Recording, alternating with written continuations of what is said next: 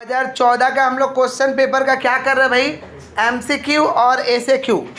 MCQ आप देख पा रहे हैं, एमसीक्यू टोटल आपका कितना रहेगा 24 और एसएक्यू टोटल आपका रहेगा 12।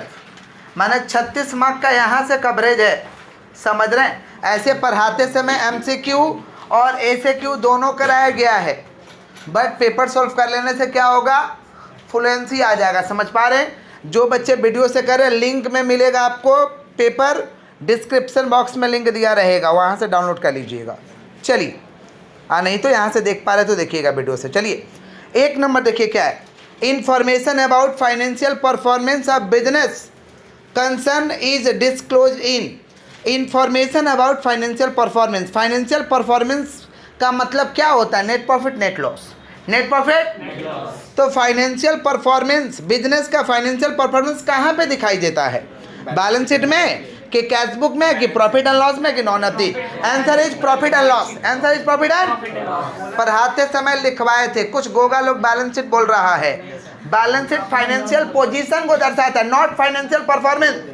नॉट फाइनेंशियल, फाइनेंशियल परफॉर्मेंस का मतलब होता है net profit net loss. Net profit, इसको कौन दर्शाता है भाई, पीएल अकाउंट। कौन अकाउंट, बैलेंस शीट क्या दर्शाता है, फाइनेंशियल पोजीशन। फाइनेंशियल, समझ रहे हैं। फाइनेंशियल परफॉर्मेंस का मतलब होता है नेट प्रॉफिट नेट लॉस। पढ़ाते समय लिखवा दिए थे। चलिए, 2 number, who of the following is not an external user of accounting information. पूछा जा रहा कि इसमें से जो नीचे दिया गया है, इसमें से कौन सा एक्सटर्नल यूजर नहीं है अकाउंटिंग इंफॉर्मेशन का। सुन लीजिएगा ध्यान से।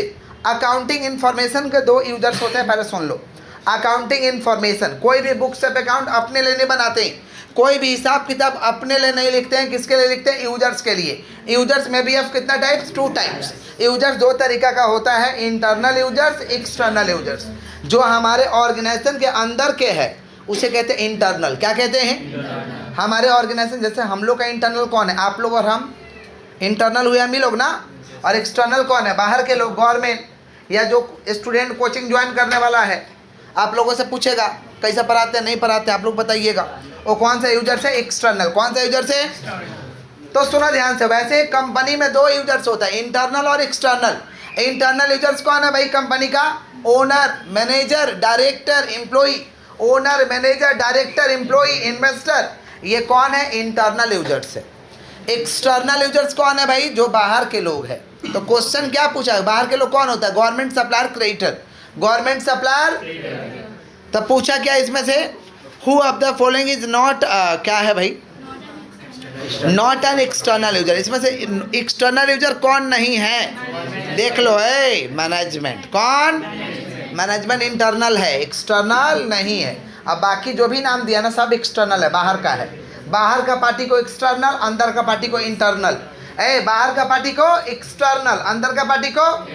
Next next next, which of the following is not a business transaction. इसमें से कौन सा बिजनेस ट्रांजेक्शन नहीं है। क्लास, पहला क्लास में समझाए थे कि पहचान कौन, ट्रांजेक्शन है या नहीं है। ट्रांजेक्शन का मतलब क्या होता है, जब वस्तु और सेवा का क्या होगा, लेन देन होगा। लेन देन होगा तो ट्रांजेक्शन है, लेन देन नहीं होगा तो ट्रांजेक्शन। इसमें से बोला कौन सा बिजनेस ट्रांजेक्शन नहीं है, सुनो, बिजनेस ट्रांजेक्शन नहीं है, not a business transaction, not a. पहला वाला, goods are purchase on credit, business transaction है।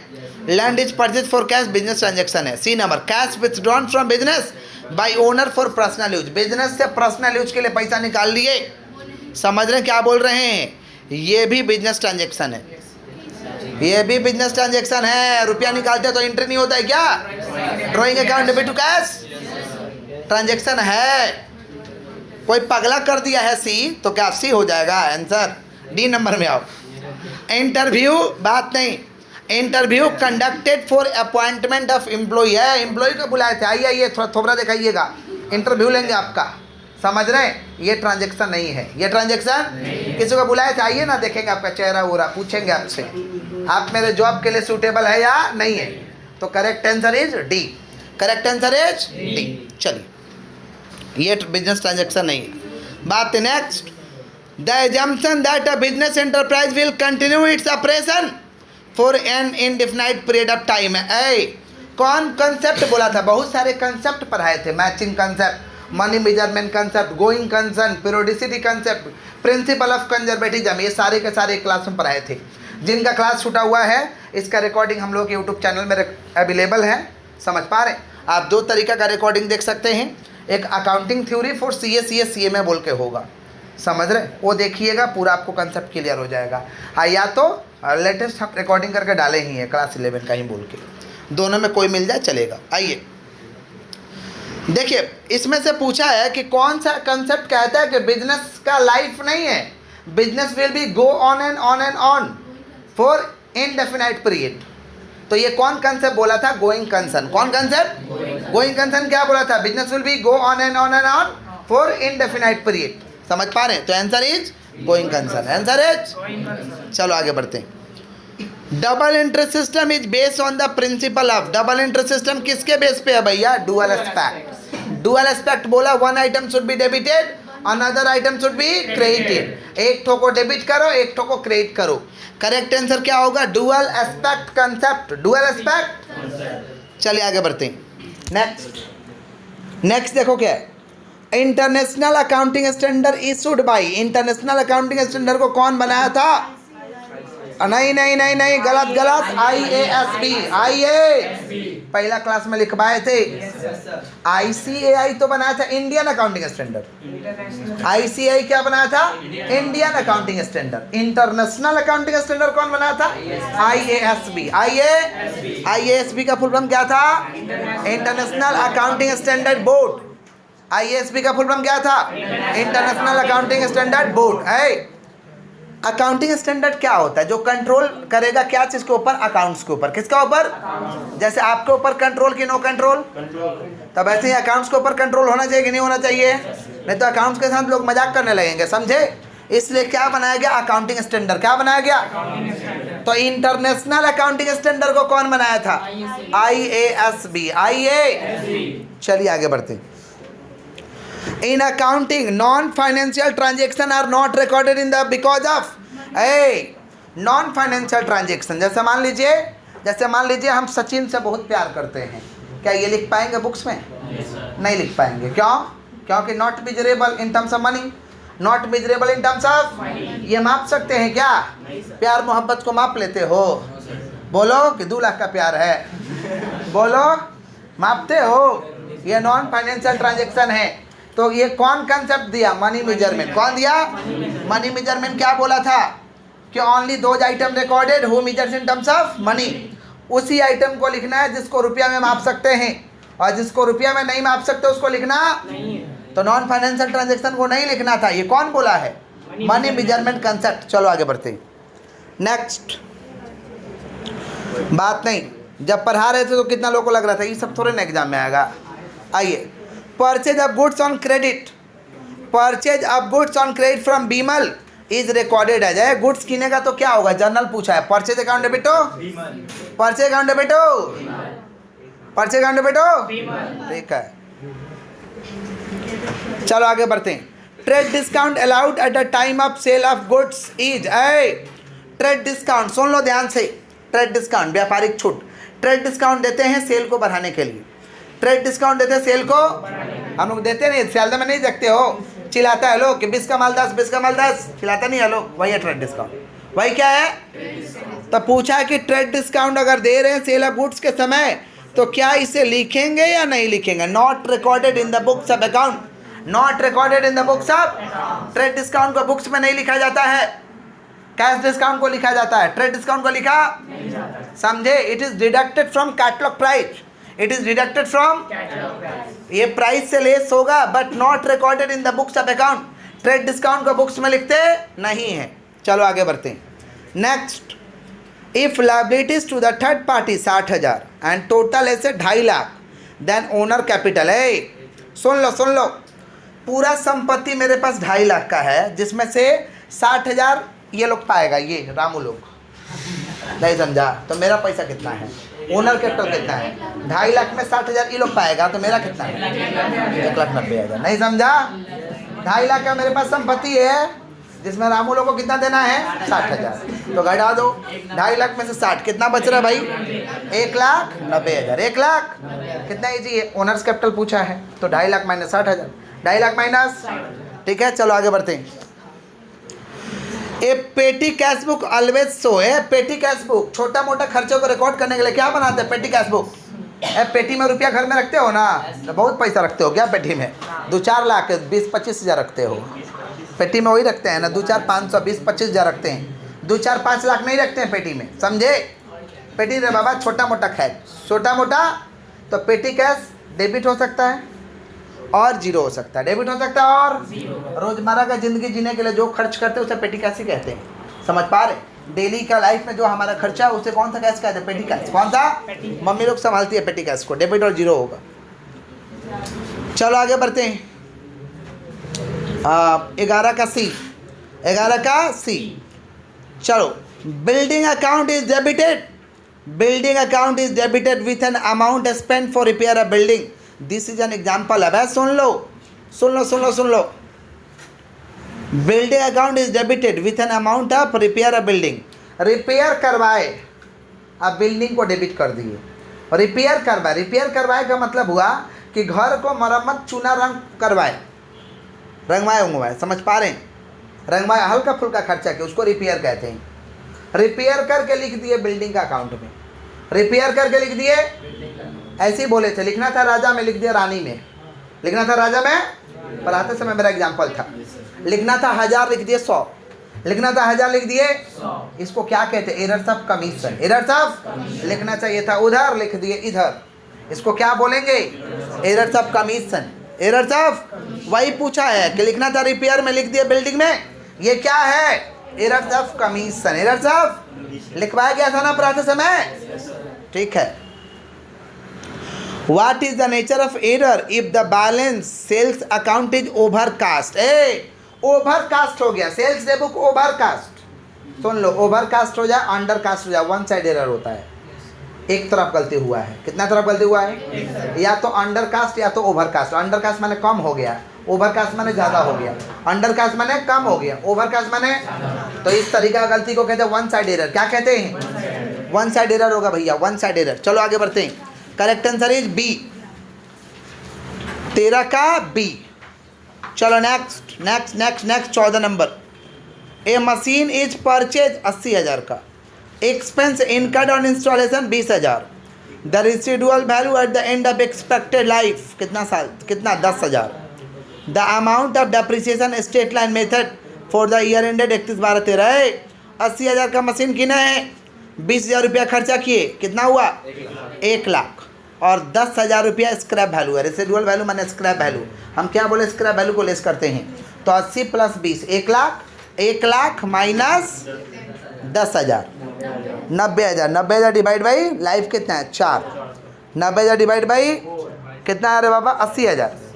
80,000 plus 20,000 minus 10,000 divide by 4। Correct answer कितना आ रहा, 22,500। 22,000 ऐसे होगा, देख लो गरीबों। 80,000 plus 20,000 minus 10,000, 80 + 20 minus 10 divide by 4 कितना हुआ है 22,500। नहीं दिखाई दे रहा, दूरबीन लगा के देखो, ठीक है। हाँ यस ठीक है, बंद बंद बंद, ठीक है। आ जाओ, कितना आंसर हुआ 22,000, 22,000 कितना हुआ 500। चलो चलो नेक्स्ट नेक्स्ट नेक्स्ट, कितना नंबर है, अच्छा 14 का 22,500 जो बोले ए नंबर होगा। आगे बढ़ते हैं नेक्स्ट नेक्स्ट। देखो, a bill of ₹20,000 drawn on 7/1/13। अच्छा 2 लाख है, ठीक है। A bill of ₹2 lakh drawn on 7/1/13 है, बिल लिखे 7/1/13 को। दीदी लोग का क्या पुष्पस चल रहा है, देखिए दीदी। A bill of ₹2 lakh, a bill of ₹2 lakh on 7/1/13 due for payment on 10/4/13। Tension मत लीजिए, आप लोग के लिए रिकॉर्डिंग चल रहा है, थोड़ा देर में अवेलेबल हो जाएगा यूट्यूब में, चिंता मत करिए। आइए फोकस। अब बिल ऑफ रुपीज़ कितना लाख 2 लाख, ड्रॉन ऑन कितना तारीख 7/1/13, due for payment 10/4/13 is discounted with कितना 10/2/13 12%। द अमाउंट ऑफ डिस्काउंट है, सुन लो 2 लाख का बिल है, 7/1 को बिल लिखे थे, कितना महीना के लिए बिल था रे बाबा 3 महीना 3 दिन। 3 महीना के लिए बिल था, बोला 10/4 को पेमेंट मिलेगा, लेकिन 10/2 को जाके बैंक से डिस्काउंट कर ले। सुन लो, एक बिल लिखे थे कितना तारीख को, 7/1 को, पैसा मिलना था 10/4 को, माना 3 महीना बाद, 3 महीना, लेकिन हमको बीच में रहा नहीं गया, पैसा का बहुत ज़रूरी पड़ गया, तो बैंक में चले गए 10/2/13 को, 10/2 तो 7/1 को बिल लिखे हैं और 10/2 को गए हैं, माने 1 महीना काट के गए हैं। 1 महीना बिल का टोटल टेनवर कितना था, 3 महीना, 1 महीना घरे में बिता लिए तो कितना दिन बचा, 2 महीना, कितना महीना, तो चार्ज करेंगे ये क्या बोलता है डिस्काउंट, 2 लाख का 12%, 2 महीना के लिए 2 लाख का 12%, ठोको 2 लाख इंटू 12%, 2 लाख का 12% 24,000 into 2 divide by 12, into 2 divide by 2 lakh है ना, तो 2 लाख का कितना परसेंट, 12%, कितना हो रहा भैया, 24,000, कितना हो रहा, 24,000, कितना महीना के लिए, 2 महीना के लिए, इंटू 2 डिवाइड बाई 12, कितना हो रहा है, 4,000, कितना हो रहा भाई, 4,000। देख लो, 2 लाख का 12%, 24,000, कितना दिन के लिए भाई, 2 महीना के लिए, कितना हो गया है, 4,000, ठीक है। चलो आगे बढ़ते हैं, नेक्स्ट करेक्ट आंसर इज 15 का बी। 16 नंबर में आइए, the due date of bill sufficient 23 November, payable after 2 month will be, 23 नवंबर को बिल लिखे, बोला 2 महीना बाद पैसा देंगे, 2 महीना 23 नवंबर को लिखे, 23, हम क्या बोले हैं भाई, क्या बोले हैं कि जितना भी तारीख को बिल लिखो 3 दिन एक्स्ट्रा, 3 दिन, 23 नवंबर को लिखे है ना, तो 2 महीना बाद, तो 2 महीना 3 दिन, 2 महीना, तो 23 नवंबर में 3 दिन जोड़ो तो 26, 11 में 2 दिन जोड़ दो तो 13, तो 13 का साल होता है, 13 का होता है, 26/13 होगा, 26 जनवरी, 26 जनवरी तो पड़ गया नेशनल हॉलीडे, 26 जनवरी नेशनल हॉलीडे, कौन नहीं जानता है नेशनल हॉलीडे 26 जनवरी को, सब जानता है ना, डिक्लेयर्ड एकदम छुट्टी का दिन है, 26 जनवरी इज अ नेशनल हॉलीडे, स्वतंत्र दिवस मनाते हैं ना 26 जनवरी को, देख लो, गंगा को देख लो, रिपब्लिक डे, बहुत आराम से बोल रहा है, अरे भाई 26 जनवरी गणतंत्र दिवस, रिपब्लिक डे, समझ रहे, बोला हाँ स्वतंत्रता है, आइए 26 जनवरी is Republic day, 15 August is independence day. सुनिए, तो 26 जनवरी तो ऑलरेडी डिक्लेयर्ड है, तो तुम तो जान रहा है कि 26 जनवरी को छुट्टी पड़ेगा, एक दिन पहले पैसा दो, 25 तारीख को दो, जब जान रहा है तो एक दिन पहले पैसा दो तुम, समझा, 25 जनवरी, correct answer is 25 January 2014, B number 26 जनवरी होबे ना, ठीक है। चलो आगे बढ़ते, next, in case of sole proprietorship business income tax paid is treated as, सुन लो, सोल प्रोप्राइटरशिप माने मोदी दुकान पान गुमटी, मोदी दुकान पान गुमटी, उसको कहते हैं सोल प्रोप्राइटरशिप। उसमें अगर इनकम टैक्स दे रहे हैं, अपने इनकम पे टैक्स दे रहे हैं, उसको क्या बोलेंगे, ड्राइंग, क्या बोलेंगे, मतलब बोल देंगे हम लोग क्या चाहिए, drawing by the owner, drawing by the, क्या होगा भाई, सी नंबर। चलो आगे बढ़ते हैं, नेक्स्ट 17, आउटस्टैंडिंग सैलरी सोन एंड, आउटस्टैंडिंग सैलरी कितना दिखाते हो भैया, लायबिलिटी, कहाँ दिखाते हो, लायबिलिटीज कहाँ दिखाते हो, लायबिलिटीज गूंगे, liabilities in the balance sheet, both का बोल रहा है, चलो एडजस्टमेंट नहीं चल रहा है, चलो subscription receipt in advance for the next year, है अगला साल के लिए आ गए हम, फीस ले लिया आप लोगों, सब्सक्रिप्शन मैंने फीस लेना, क्या लेना, फीस, दक्षिणा लेना, उसको सब्सक्रिप्शन बोलते हैं, क्या बोलते हैं, अगला साल का, मान लो आप लोग का इस साल हो, कौन से साल में हो, 23 में हो, 24 का पैसा ले लिए, तो लायबिलिटी है ना भाई, आप लोगों से ले लिए, पढ़ाना पड़ेगा, नहीं पढ़ाएंगे तो आप लोग क्या बोलेगा, थोड़ा पैसा दे दीजिए पहले, नहीं पढ़ेगा तो पैसा चुपचाप निकालिए, लायबिलिटी है, क्या है, समझे, तो क्या है ऑप्शन, क्या क्या है रे बाबा, और इनकम एक्सपेंस एसेट लायबिलिटी है, नहीं समझा, तुम लोगों का पैसा, समझा, अगला साल वो क्या भी ले लिए, 24 का पूरा पैसा ले लिए, आज 24 साल में हम लगे डांस करने के, अब तो नहीं पढ़ाएंगे, पैसा ले चुके हैं, क्या करोगे, तो तुम लोग क्या करोगे बताओ, क्या बोलिएगा कि ठीक है नहीं पढ़ाइएगा तो पैसा निकालिए, क्योंकि वो मेरा लायबिलिटी है। मेरा क्या है? अब पढ़ा देंगे तो ओके, पढ़ा देंगे तो समझ पा रहे? ठीक है, लायबिलिटी। चलो निकालो, आगे बढ़ते हैं। नेक्स्ट नेक्स्ट कितना नंबर है रे बाबा ये? 20 number. 20 number. The number of a club member है, the number of member of a club 50 and each them is required 200 per annum membership subscription. 50 को मेंबर है, प्रत्येक मेंबर से 200 रुपया लेते हैं। 50 को मेंबर है, सबसे फीस लेते हैं 200 साल में। और subscription of 10 member due, 10 member का ड्यू है। The amount of membership subscription credited to income and expenditure, पूरा क्रेडिट करेंगे। 200 इंटू 50 कितना हो रहा? 10,000, पूरा 10,000 क्रेडिट होगा। 200 इंटू 50, 200 इंटू 10,000, पूरा कमाई। अरे बाबा चलो आगे बढ़ते हैं। Next, on 1/4/13 outstanding rent of organisation 10,000। 31 March 14 prepaid rent of the organisation 5,000। During 13-14 cash paid for rent 30,000। Rent expense period 2013-14। सुनो ध्यान से, रेंट 13-14 का आपको बताना है। 30,000 रेंट है, समझ पा रहे? 30,000 रेंट है और 13-14 का हमको बताना है। तो 1/4/13 को रेंट दिया ना आउटस्टैंडिंग, वो पिछला साल का आउटस्टैंडिंग है। आउटस्टैंडिंग ऐड होता है लेकिन पिछला साल का क्या होता है? लेस। तो 30,000 में से पहले आप हटा दीजिए कितना? 10,000। कितना बचा? 20,000। और ये प्रीपेड इस साल का है तो इसको भी हटा दीजिए 5,000। 20 में से 5 जाएगा, कितना बचेगा? 15,000। 30 में से 10 जाएगा 20, 20 में से 5 जाएगा 15। क्वेश्चन देख रहे हैं आप लोग? देखिए next, capital at the end 72,000 closing capital है। कैपिटल एट द एंड बने क्लोजिंग कैपिटल है। कैपिटल एट द एंड बने introduce during the year further capital 18,000। Drawing है 24,000। कैपिटल ऑफ द बिगिनिंग है 53,000। प्रॉफिट पूछा रहे, सिंगल एंट्री पूछा है। तो कैपिटल एट द एंड माने सबसे पहले लिख देंगे क्लोजिंग कैपिटल। सबसे पहले क्या लिख देंगे? क्लोजिंग कैपिटल में ऐड कर देंगे ड्राइंग कैपिटल। क्लोजिंग कैपिटल में क्या ऐड कर देंगे? ड्राइंग दिया है क्या? हाँ दिया है 24,000। तो 72,000 क्लोजिंग कैपिटल है और 24,000 ऐड कर दोगे तो कितना होगा? 96,000। 72,000 प्लस 24,000 कितना हो जाएगा भैया? 96,000। क्लोजिंग कैपिटल है 72,000। 72,000 उसमें ऐड कर दोगे कितना? 24,000। तो कितना हो रहा भाई? 96। लेस करेंगे इसमें से ओपनिंग कैपिटल। ओपनिंग कितना दिया हुआ है? हाँ 53,000। 53,000 और फर्दर कैपिटल कितना दिया है?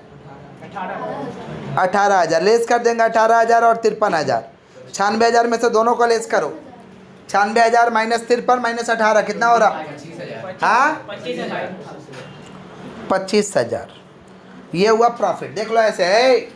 क्लोजिंग है 72,000, 24,000 ड्राइंग ऐड कर दिए, कितना हुआ? 96,000 माइनस 53,000 माइनस 18,000 कितना बचा? 25,000।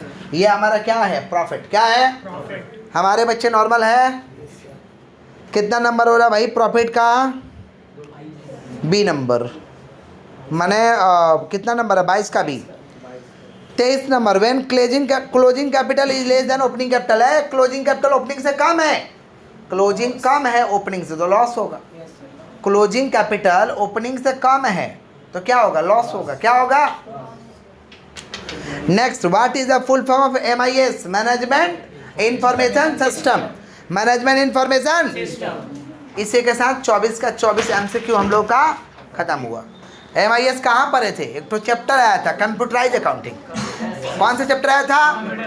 पढ़ाए थे एकदम आप लोगों को, समझ पा रहे हैं? चलिए, जिनका छूटा हुआ है यूट्यूब में वीडियो अवेलेबल है कंप्यूटराइज अकाउंटिंग क्लास 11 के अकाउंटेंसी के प्लेलिस्ट में जाइएगा, वीडियो मिल जाएगा आपको। आ जाओ, ग्रुप बी आ गए हैं क्या? चलिए, state two main qualitative characteristics of accounting information. Accounting information का 2 विशेषता बताना है। अकाउंटिंग इन्फॉर्मेशन का क्या बताना है? तो क्या लिख देंगे भाई? अकाउंटिंग इन्फॉर्मेशन का 2 विशेषता क्या हो जाएगा? Accounting information uses by the users of accounting information. Accounting information uses by the users of accounting. समझ पा रहे? On the basis of accounting information users can take decision on the basis of accounting information user can take decision. सुन लो, दो features बोला है ना, सुनो। अकाउंटिंग इंफॉर्मेशन को कौन इस्तेमाल करेगा? यूजर, पहला फीचर। अकाउंटिंग इंफॉर्मेशन को कौन इस्तेमाल करेगा? यूजर्स। और दूसरा फीचर्स क्या है कि अकाउंटिंग इंफॉर्मेशन के आधार पे ही user can take economic decision. User economic decision को ले सकता है, आर्थिक डिसीजन को ले सकता है। पहला, it is uses by users of accounting information. Accounting information को कौन यूज करेगा? Users of accounting information.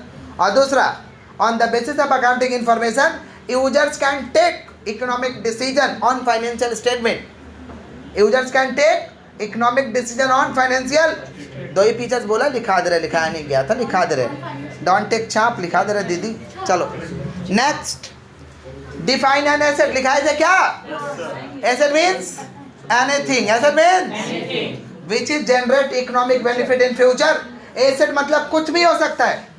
Asset मतलब कुछ भी हो सकता है जो फ्यूचर में बेनिफिट देने वाला है। Asset means anything. Asset means which is generate economic benefit in future. Economic benefit and asset कुछ भी हो सकता है, संपत्ति कुछ भी हो सकता है जो हमें भविष्य में लाभ देने वाला है। समझे? बुद्धि में जा रहा क्या बोल रहे हैं? मान लो ये एसेट क्यों नहीं है? क्योंकि भविष्य में लाभ देने वाला नहीं है। समझे? ये मोबाइल एसेट है क्योंकि भविष्य में लाभ देने वाला, बेचेंगे तो 2000 मिल जाएगा। नहीं समझ में आया? समझा क्या बोले? हाँ, जिधर से फायदा होने वाला है। अब मान लो ये सचिन मेरा लड़का, ये एसेट है क्यों? क्योंकि भविष्य में कमा के देगा हमें, कमा के देगा। सर देख रहे हैं। ठीक है, ठीक है, ठीक है। Define an expense. बात नहीं, एक्सपेंस क्या होता है? एक्सपेंस खर्च किसको बोलेंगे? बोलो, खर्चा किसको बोलोगे? खर्चा हो गया, किसको बोलोगे? Expense incurred for the acquiring services, goods and services.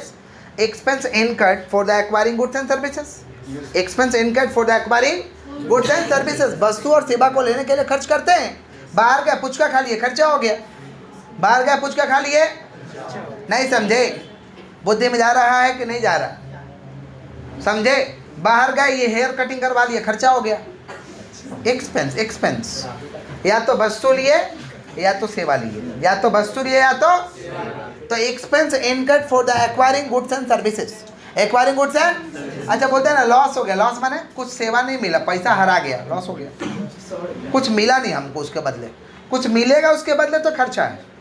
कुछ मिलेगा तो क्या है? खर्चा है। चलो आगे बढ़ते हैं। Under which principle of accounting profit is determined by comparing the sale with the corresponding cost of goods sold of an accounting period. बोला कौन सा प्रिंसिपल के हिसाब से प्रॉफिट को मैच कराते हैं, प्रॉफिट को निकालते हैं? Matching concept. कौन सा कंसेप्ट? Matching concept. मैच करा के निकालो। Matching concept. कौन सा कंसेप्ट? Matching concept. क्या बोला था कि मैच कराकर प्रॉफिट निकालिए। एक तो एग्जाम्पल दिए थे कि 10 रुपया में 10 मैंगो, 6 मैंगो बेच दिए 12 रुपया में, प्रॉफिट बताओ। 2 रुपया। जो 2 रुपया मिलेगा उसको डायनासोर गंडा, 6 रुपया प्रॉफिट। सुन लो कैसे, 10 मैंगो 10 रुपया, 10 मैंगो, सुन लो 10 तो आम किने हैं 10 रुपया में, 6 को आम बेच दिए 12 रुपया में, प्रॉफिट कितना? 6 रुपया। क्या है? क्या है कि 10 को मैंगो 10 रुपया, माने एक मैंगो का दाम 1 रुपया। इधर से कितना मैंगो बेचे? 6 मैंगो। तो 6 मैंगो 12 रुपये में बेचे है ना, तो 6 मैंगो का कॉस्ट कितना होगा? 6 रुपये। तो 12 में से 6 गया 6, तो मैच करा दिए ना 6 से 6। समझा? इसी को कहते हैं मैचिंग कंसेप्ट। क्या कहते हैं? तुम लोग ऐसे पगला के तरह बोलोगे 10 मैंगो 10 रुपया, 6 मैंगो 12 रुपया, प्रॉफिट 2 रुपया, गड़बड़ हो जाएगा। मैचिंग कहाँ हो रहा? 10 तो मैंगो 6 को सेल, मैच हो रहा क्या? चलो next, who issue accounting standard India. India में अकाउंटिंग स्टैंडर्ड कौन इशू किया था? ICAI। कौन इशू किया था? Institute of chartered accountant of India. Institute of chartered accountant of India. समझ पा रहे? लिखवाए थे, पहला क्लास का ये सब मेरा लेक्चर है, फर्स्ट क्लास 11 का फर्स्ट क्लास। समझे? आओ next, what is the full form of IFRS? IFRS का फुल फॉर्म क्या है? Indian financial reporting system. कब पढ़ाए थे ये सब? पहला क्लास में। समझे? पहला क्लास में ये सब मेरा लेक्चर चलता है। फुल फॉर्म IFRS का क्या है? Indian financial reporting system. बोलो क्या बोले? Indian financial reporting system. IFRS का फुल फॉर्म बोलो, वापस से बोलो। ठीक है आगे बढ़ते हैं। पूछा what do you mean by narration, journal में नारेशन का डेफिनेशन लिखवाया था। नारेशन क्या, narration means detail of transaction. Narration means, अरे ट्रांजेक्शन के डिटेल को नारेशन कहते हैं, जर्नल में लिखवाए थे। Narration means detail of, narration means detail of, वापस से बोलो, narration means, narration means detail of. बहुत हार्ड हो गया है क्या? चलो आगे बढ़ते हैं। Next, why bank reconciliation statement prepared, पढ़ाए थे। Bank reconciliation is prepared to reconcile the difference between cash book and passbook at a particular date. At a particular BRS क्यों बनाते हैं भाई? कैश बुक और पासबुक के बीच के अंतर को खत्म करने के लिए। कैश बुक और पासबुक के बीच के अंतर को खत्म करने के लिए क्या बनाते हैं? बीआरएस। क्या बनाते हैं? अंतर हो कैसे जाता है? Cash book is a book of trader, cash book is a book of, cash book में कौन लिखता है? ट्रेडर लिखता है, हम लोग लिखते हैं। और passbook is a book of banker, passbook is a book of, passbook में कौन लिखता है? बैंकर। तो बैंकर कुछ और लिख रहा है, ट्रेडर कुछ और लिख रहा है। बैंकर कुछ और लिख रहा है, ट्रेडर कुछ। डिफरेंस होना तय है कि नहीं है? इस डिफरेंस को खत्म करने के लिए क्या बनाता है? बीआरएस। क्या बनाते हैं? तो क्या लिखेंगे? BRS is prepared to reconcile the difference between cash book and passbook at a particular date, at a particular. चलो आगे बढ़ते हैं। Next what is trial balance? Trial balance लिखवाया गया था। Trial balance is prepared to check the arithmetical accuracy of the books of account. Trial balance क्यों बनाते हैं? ताकि बुक्स ऑफ अकाउंट, मतलब जो पीछे जर्नल और लेजर बना है ना, सही से सुन रहे हैं आप जी? ट्रायल बैलेंस क्यों बनाते हैं? ताकि पीछे जो जर्नल लेजर बना है वो सही से बना है कि नहीं बना है उसको चेक कर सके। पीछे जो जर्नल लेजर बना वो सही से बना या उसको क्या कर सके? चेक कर सके। If any difference arise then put कौन सा अकाउंट? Suspense account. कौन सा अकाउंट? अगर कोई भी डिफरेंस होता है तो क्या भर देते हैं? सस्पेंस। क्या भरते हैं? तो trial balance is prepared to check the arithmetical accuracy of the books of account. If any difference arise then we are put कौन सा अकाउंट? Suspense account. कौन सा? बोलो, ट्रायल बैलेंस इज प्रिपेयर्ड। बोलो, वापस से बोलो, to check the arithmetically accuracy. बोलो, of the books of account, of the books of. If any difference arise, बोलो, if any difference arise then put कौन सा अकाउंट? Suspense account. कौन सा account? If any difference arise then put कौन सा account? Suspense account. चलो आगे बढ़ते हैं। Next, what is specific reserve? नाम ही से पता चल रहा है स्पेसिफिक माने ऐसा रिजर्व जो स्पेशल काम के लिए रखे हैं।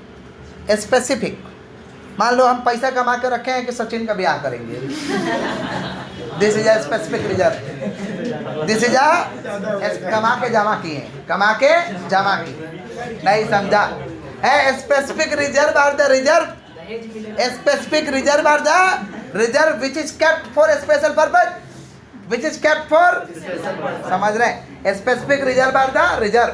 अब देखना वो 3 दिन आगे नहीं बैठेगा, उस पीछे से टिकाएगा। आओ है, किसके बात कर रहे हैं? Specific reserve. बोलो क्या बोले?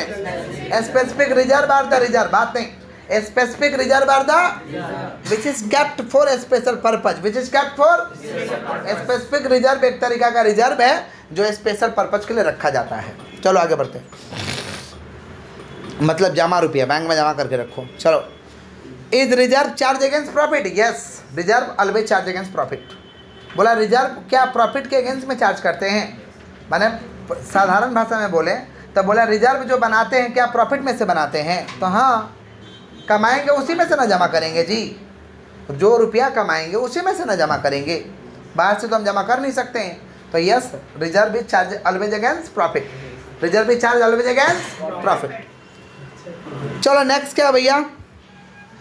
What do you mean by a non profit organisation? Non profit organisation किसको बोलेंगे? नॉन प्रॉफिट ऑर्गेनाइजेशन पढ़ाए थे ना उस दिन, याद करो डेफिनेशन। नॉन प्रॉफिट ऑर्गेनाइजेशन समझाए थे ना कि non profit organisation applicable on, ऐसे नहीं बोले थे। Non trading organisation applicable on hospital, school, college, society, club, non trading का ही, समझे? बात नहीं है, किसका बात कर रहे हैं? उसी को कह रहे हैं, not for profit organisation. Not for profit organisation applicable on क्या चीज़? Hospital, school, college, society. इसका ऊपर जो अप्लीकेबल होगा उसे क्या कहेंगे? Not for profit organisation. Next क्या पूछा है? What do mean by income and expenditure account? पढ़ाए थे ना, income and expenditure account is just like trading and PL, just like trading and similar होता है, ट्रेडिंग और पीएल का सिमिलर होता है। It is a nominal account, it is a and it is find out surplus और deficit, it is find out surplus and prepared on the basis of कौन सा? Accrual basis. कौन सा basis? Accrual basis का मतलब cash का भी transaction लिखेंगे, बाकी का भी ट्रांजेक्शन लिखेंगे, कैश का भी ट्रांजेक्शन, बाकी का भी ट्रांजेक्शन। ये कौन सा अकाउंट है? Nominal account. कौन सा? तो लिखना होगा तो क्या लिखेंगे? Income and expenditure account is just like trading and PL, it is find out surplus and deficit, it is अ कौन सा account? Real account. Transaction done on, it is अ माफ करिएगा, it is a nominal account, transaction done on the basis of accrual basis. कौन सा basis? समझ रहे हैं? तो इनकम एक्सपेंडिचर कैसा होता है भाई? ट्रेडिंग और पीएल की तरह होता है। ये कौन सा अकाउंट होता है? Nominal account. इससे क्या निकालते हैं? सरप्लस और डेफिसिट। सरप्लस माने फायदा हुआ, डेफिसिट माने नुकसान हुआ है। सरप्लस माने फायदा हुआ, डेफिसिट माने, और ये कौन सा बेसिस पे रिकॉर्डिंग करते हैं? एक्रूअल माने नगद का भी ट्रांजेक्शन लिखेंगे, बाकी का भी ट्रांजेक्शन लिखेंगे। चलो आगे बढ़ते हैं। Next, from the following information compute total sale. Total cell पूछा है, क्रेडिट सेल। अच्छा क्या छूट गया भाई? From the following information of compute total sales. अरे गूंगे, वही तो पढ़ रहे हैं। आइए, फ्रॉम द फॉलोइंग इन्फॉर्मेशन, बात नहीं है, बात नहीं, focus. From the following information, बात नहीं, from the following information compute total sale. Total sale निकालना है। टोटल सेल कैसे निकलेगा? सुन लो। Credit sale 75% of cash sale, 75% of, और टोटल क्रेडिट सेल है 7.5 lakh. Total credit sale, credit sale बोल रहा है कि कैश का हम 75% है। कैश का हम क्या है? 75%। समझ पा रहे? कैश का कितना परसेंट है भाई? तो यहाँ पूछा क्या है? टोटल सेल पूछा है। टोटल क्या पूछा है? सेल पूछा है। समझ पा रहे? टोटल सेल्स पूछा है। क्रेडिट सेल दिया हुआ है। क्रेडिट सेल, अच्छा credit sale 75% of cash cell है, तो कैश सेल 100% होगा। कैश सेल कितना परसेंट होगा? 100 में क्रेडिट सेल 75% है, माने कैश सेल कितना परसेंट है? 25%। कितना परसेंट है? 25%। सुनो ध्यान से, क्रेडिट सेल 7.5 लाख है और क्रेडिट सेल कितना दिया है? 75% ऑफ कैश सेल, 75% ऑफ, तो कैश सेल मान लो 100% था। जब वैल्यू नहीं पता रहता तो 100 मान लेते हैं। तो मान लीजिए कितना परसेंट था? 100%। 100 में 75% क्रेडिट है, 100 में 75%, तो 25% क्या है? कैश सेल है। क्या है? समझ पा रहे हैं कि नहीं समझ पा रहे? 2 मिनट बाद दिखाते हैं। इसका कैलकुलेशन कुछ अटपटा टाइप का है। आइए 10 नंबर में आओ। From the following information compute closing capital. Closing capital निकालना है। ओपनिंग कैपिटल दिया है, ड्राइंग दिया है, लॉस दिया है। ओपनिंग कैपिटल में ड्राइंग को लेस करो और लॉस को भी लेस कर दो, तो 25 में से 10 जाएगा, 15, 15 में से 5 जाएगा, 10,000 क्लोजिंग कैपिटल लेस कर दो। 25 माइनस 10 माइनस 5। नीचे पूछा what is tailor made accounting software. Tailor made means which is ready for use, which is ready for, जो सॉफ्टवेयर रेडी है इस्तेमाल के लिए, इसे कहते हैं टेलर मेड। क्या कहते हैं? Tailor made software is the software which are ready for use, which are ready for, आराम से आप यूज कर सकते हैं खरीद करके, उसे कहते हैं टेलर मेड। क्या कहते हैं?